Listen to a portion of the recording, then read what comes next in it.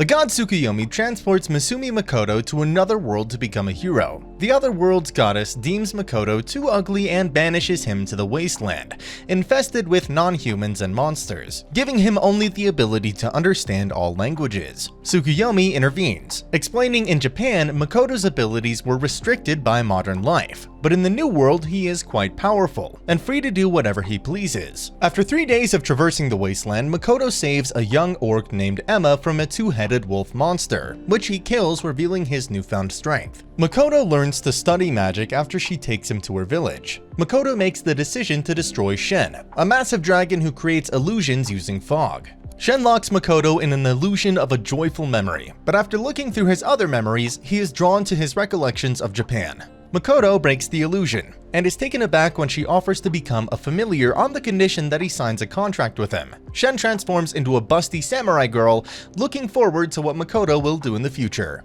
She teleports Makoto to the alternate universe where she regularly resides, although it now looks like the countryside in Japan. Makoto tells the orcs that he beat Shen, who invites them to reside in her dimension, which is now suitable for farming. Shen continues to watch Makoto's memories on the television, but she demands that they figure out how to make a television on which she can keep his memories.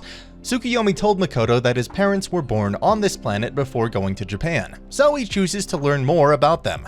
She enters with an injured dwarf, revealing that their dimension is under siege by a spider known as Black Disaster, who is cursed with unending hunger and devours everything. Makoto manages to obliterate the spider completely, but the creature regenerates and Makoto collapses. She tries to interfere, but the spider declares that the extreme brutality has satisfied its masochistic desire, and she wants to remain with Makoto indefinitely. Despite Makoto's unconsciousness, Shen advises that the spider create a contract with Makoto to attain a human shape, and she agrees to Shen executing the ceremony. When Makoto wakes up, he discovers he has a new, similarly bussed female servant who gives him the creeps. Makoto renames Shen Tomoe and names the spider Mio in response to Shen's plea for a personal name. Makoto realizes that Tomoe and Mio went recruiting while he was comatose, and his hamlet is now filled by orcs, dwarves, mist lizards, and humanoid spiders. When Makoto returns to the real world, he encounters a human settlement, which attacks him. Makoto's magical aura is so intense, Tomoe continues, that humanity mistook him for a Dark Lord. Makoto studies the human language for months, and she has the dwarves create things to block his aura. They enter the human settlement under the guise of merchants and enroll within Adventurers Guild.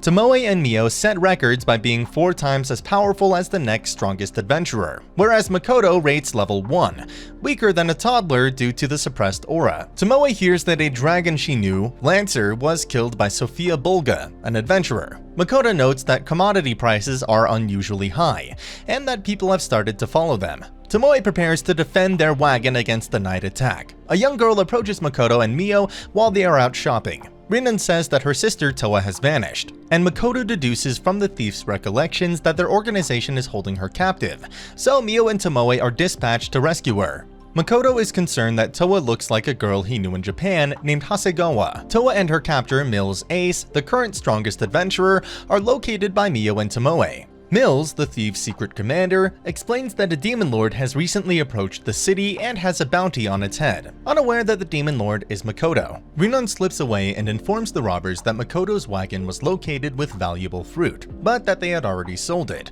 The crooks demand that she steal Makoto's gold in order to settle Toa's obligations. Rinan thinks that after Makoto's kindness, she can't steal from him.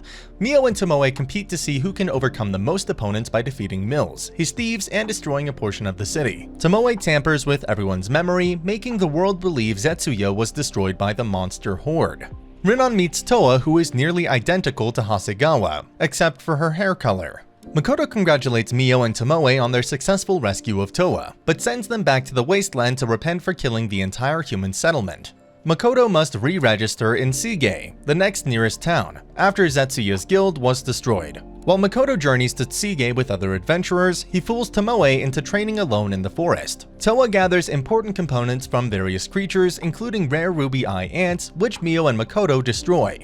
Adventurers Louisia, the elven archer, Hazel, the human alchemist, and Rinana, the dwarf priest knight, celebrate their re-registration in Sige Makoto. Makoto decides to sell the ruby eyes to the Rembrandt Trading Company, but Toa warns him that the Rembrandt Trading Company has a nasty reputation. mutation. Emma reports on their progress when he returns to his village. The humanoid spiders are settling in the mountains, the dwarves are erecting structures, the mist lizards are clearing farms, and the orcs are building Makoto a castle. Makoto is concerned since Tomoe has been missing for a long time. The dwarves give Makoto a merchant's attire to help him hide his aura even more, but his magic is too strong and the outfit is destroyed. Makoto realizes that magical materials grown on the demi-plane are more powerful than those developed on Earth. Makoto visits Rembrandt with the ruby eyes and finds the management tough to deal with. Patrick Rembrandt, the manager, is dismissive until he sees the ruby eyes and apologizes.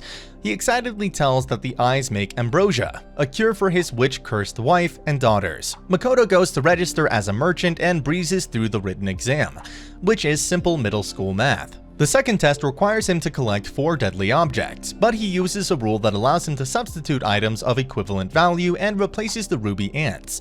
Makoto returns to the demi-plane where he wants to set up a hidden portal to deceive traveling merchants into thinking the demi-plane is a hidden city, where they can trade for demi-plane items and then return home, creating a market for demi-plane goods. Mio has become addicted with his memories of anime and children's cartoons, Makoto realizes when he locates Tomoe with Mio. When Makoto opts to sleep alone rather than choose one of them, Tomoe and Mio become perplexed and decide to devise a seduction strategy. Makoto asks Hazel to assist him in brewing the ambrosia, and Hazel accepts. When one adventurer notices Makoto, he decides to assemble as many adventurers as possible to stop Patrick from doing whatever it is he's doing with Makoto.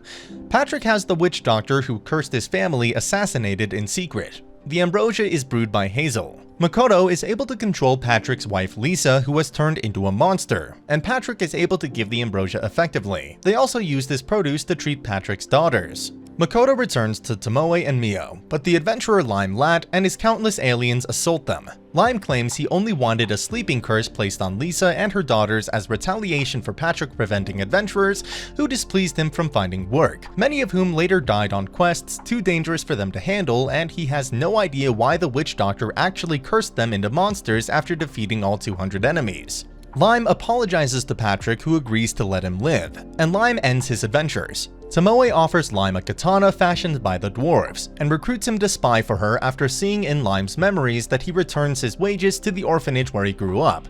Meanwhile, despite his thanks to Makoto, Patrick mulls over how to respond to Makoto's decision to launch a competing trade firm. The warriors in Makoto's tribe are despondent after trading, and Makoto discovers that it is his fault since he fully overwhelms them during training, causing them to lose their self-confidence. He also recognizes that different species do not train together. Therefore, he organizes weekly competitions to encourage them to improve themselves and each other. Makoto, Mio, and Tomoe re-register as explorers and are tasked with training a replacement for Lime Lat. Toa is Makoto's choice, though Tomoe is concerned since Toa looks like the girl from Japan, and she fears Makoto regrets his former life. Tomoe puts Toa and her team through a rigorous training regimen before putting their new skills to the test by commanding them to battle a nest of 100 ape monsters, demonstrating that they are the most capable adventuring team. Makoto makes the decision to acquire ambrosia blossoms, which are the flowers that the ruby ants eat and which make their eyes valuable. He also decides to rent a shop space from Patrick, who realizes Makoto wants to rent rather than buy because buying would bring the Sige Kingdom's attention to him, which Makoto does not want to do. Patrick agrees to find Makoto a business in a neutral city that is not affiliated with any kingdom. Makoto's trading enterprise opens, and the village throws a party to celebrate. They have discovered ambrosia blossoms in the outside world, but they have opted not to pick any because they are guarded by elves. During archery practice, Mio and Tomoe notice Makoto dying frequently. When Makoto clears his thoughts to focus on the objective, Tomoe deduces that he unintentionally merges with the surroundings and dies for a split second, giving Tomoe and Mio the impression that he has committed suicide. As a result, his mana has risen to the level of a god. If this continues, the goddess who exiled him to the wasteland will regard him as a competitor and attempt to murder him. When Makoto returns to the human realm and is accosted by a prostitute, the enraged Mio and Tomoe take him away. Makoto becomes terrified and flees via a portal. More powerful mana-suppressing equipment is manufactured by the dwarves. Makoto invites Mio to help him negotiate with the elves after she apologizes for her and Tomoe's behavior. Other adventurers, one of whom is the prostitute, also emerge to steal the flower, prompting the elves to attack. Nilgistori and other seniors are introduced to Makoto. Adono, Nilgistori's son, is enraged that the forest's barrier is eroding.